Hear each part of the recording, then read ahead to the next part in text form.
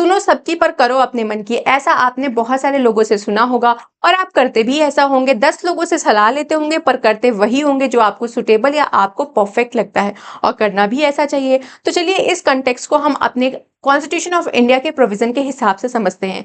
जी हाँ, हम बात करने जा रहे हैं आर्टिकल 143 के बारे में। कई बार ऐसे सिचुएशंस आती हैं जहां पे हमारे प्रेसिडेंट साहिबा को भी कुछ लीगल क्वेश्चन से रिलेटेड एडवाइस लेने की आवश्यकता होती है। तो ऐसे केस में प्रेसिडेंट साहिबा उन लीगल इश्यूज को रेफर करती हैं सुप्रीम कोर्ट के पास, और सुप्रीम कोर्ट उन मैटर्स पे एडवाइस देता है।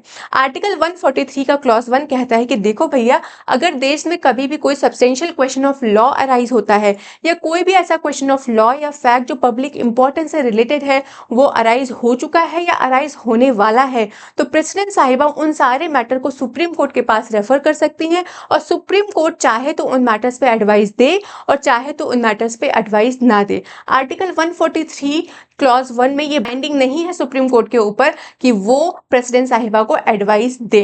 आर्टिकल 143 क्लॉज 2 कहता है कि अगर कोई भी ऐसा मैटर जिसकी वजह से डिस्प्यूट अराइज हो रहा है, और वो डिस्प्यूट क्यों हो रहा है, pre constitutional agreement, pre constitutional treaty या कोवेनेंट के वजह से, तो ऐसे केस में प्रेसिडेंट साहिबा उन सारे मैटर्स को सुप्रीम कोर्ट के पास रेफर करेंगी, और सुप्रीम कोर्ट इन सारे मैटर्स से रिलेटेड ओपिनियन या एडवाइस देने के लिए बाउंड होता है।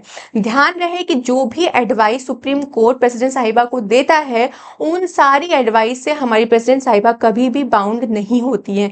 वो चाहे तो उन एडवाइस को माने और चाहे तो उन एडवाइस को ना माने। आर्टिकल 143 क्लॉज 2 सुप्रीम कोर्ट के ऊपर मैंडेटरी है कि आप प्रेसिडेंट साहिबा को एडवाइस देंगे ही देंगे, लेकिन आर्टिकल 143 क्लॉज 1 कहता है कि चाहे तो सुप्रीम कोर्ट एडवाइस दे, चाहे तो एडवाइस ना दे। अब आप सोच रहे होंगे कि क्या सुप्रीम कोर्ट के सारे जजेस आ जाते हैं प्रेसिडेंट साहिबा के पास उनको एडवाइस देने के लिए? नहीं। आर्टिकल 145 का क्लॉज 3 कहता है कि कॉन्स्टिट्यूशनल बेंच का गठन होगा जहां पे 5 जजेस होंगे। ये 5 जजेस ही हमारे प्रेसिडेंट साहिबा को एडवाइस देते हैं। ये advisory jurisdiction of supreme court का जो कॉन्सेप्ट है, ये गवर्नमेंट ऑफ इंडिया एक्ट 1935 से लिया गया है, जहां पे गवर्नर जनरल लीगल इश्यूज को फेडरल कोर्ट के पास रेफर करते थे और फेडरल कोर्ट उन मैटर्स पे एडवाइस देता था। इसीलिए इसे advisory opinion, advisory jurisdiction of supreme court या प्रेसिडेंशियल रेफरेंस के नाम से जानते हैं। ऐसी छोटी छोटी लीगल अपडेट्स के लिए मुझे फॉलो करना ना भूलें। Thank you, have a good day.